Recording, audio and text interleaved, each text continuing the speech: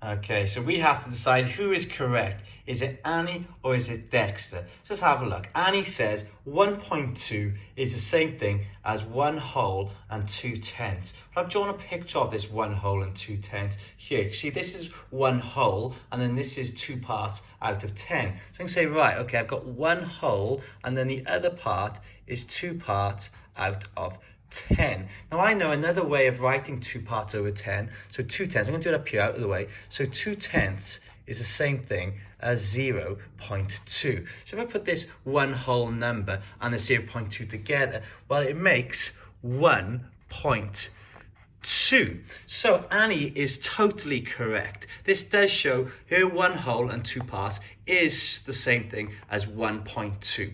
Let's have a look at Dexter's. The first thing I look at when I see this is that because I've drawn what Dexter said, I can see that both things are exactly the same. The only thing that's different is that this is just 1 whole and this is 10/10. So it looks different as a picture, but it's actually exactly the same thing.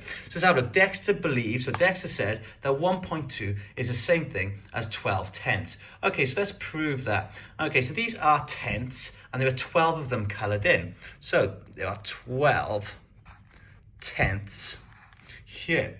Okay, so we now want to turn this into a mixed number. So 10 out of 10 makes 1 whole, and then there are 2/10 left. So I got 1 and 2/10. Now, as we established earlier, 2/10 is the same thing as 0.2. So I'll keep my 1 there, and I'll add on a 0.2. So I can see that Annie and Dexter are both correct. 1.2 is the same thing as 1 whole and 2/10, but also 12/10 is the same thing as 1.2. So they are both correct.